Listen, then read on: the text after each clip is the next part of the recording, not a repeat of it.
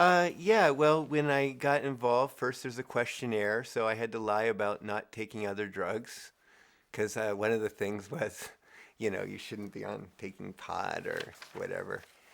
And so I definitely made sure I'd get in the study by saying exactly what Rick wanted to hear. But the main thing was, and it was very wise, that he was looking for people who had actually had a number of psychedelic experiences. And so, um, because it turns out that DMT is to LSD, I mean, it's an order of magnitude.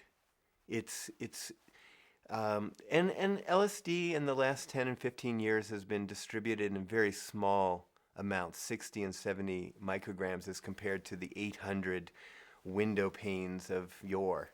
And so people may think that they've been taking a lot of LSD and whatever, but they may have never had the full ego shattering meltdown to nothing experience. Well, that comes on at a rate where you might actually be able to integrate that experience because it's coming on and coming up. But with the DMT, I remember I was so nervous. And one of the problems about it is, of course, your heart is pounding because you have no idea what's going to happen. It's going to be injected into your system and you will be instantly transported. So I remember one day, trying to do mantra. And so, I think, oh, I'm doing my mantra or whatever.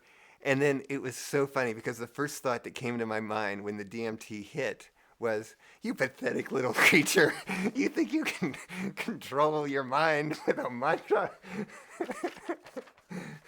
And I think there's a lot of humbling in the whole DMT experience. One of my first other high dose experiences, I remember encountering some entities. And the thing about entities is interesting because Terence is, he's like Irish or Celtic. And so, of course, he sees elves because that is in the mythology of the Druid culture, the wee people, the elves.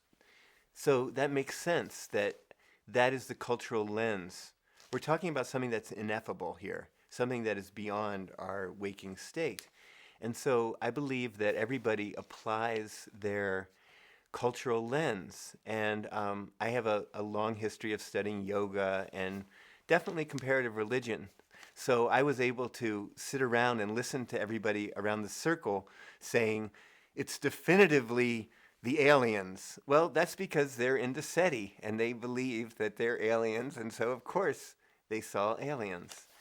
I'm sort of have a Jewish mysticism background, being a Jew, and that's in my DNA. So I see seraphim and cherubim and the archangels, and in other words, what the DMT state is an ancient state. It is nothing new. All the mystical writings that you find will be a finger pointing to the moon. In other words, it's not the moon, but it's a cultural overlay of describing these states. And so it made perfect sense when people around the circle, if they're coming from, you know, wherever they're coming from, will be the way they will try and describe what they're experiencing. The divinity students, for example, would see white light more often than, in other words, people who are monotheists will merge with the one. People who are animists will encounter all the spirits in the spirit world. And the Kabbalists will be able to, perceive the sphere of emanations and moving into something that is, it validates all those readings. It's just like, okay, this stuff is really real. And that can be life transforming because all of a sudden you now have a cognitive dissonance. You have experienced and gotten to this form of reality, and then you enter your waking reality. But you still have with you the fact that the waking reality is the shadowland, and that at any time you can delve into and perceive this other multiverse that is interpenetrating ours. And that's why it gives a real, the whole DMT experience is a perfect explanation of when somebody who's schizophrenic says, they're here, the voices are talking. I know exactly what they're saying. It is totally true. They are for that person. That person is tapped into that reality. Perhaps their brain isn't producing the monoamines inhibitors that would prevent the DMT from.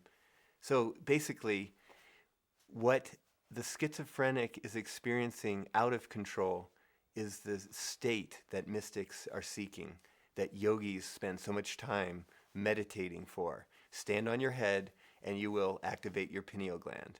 Now, it may not be quite as big and overblown as the DMT experience, but it's a connection into it.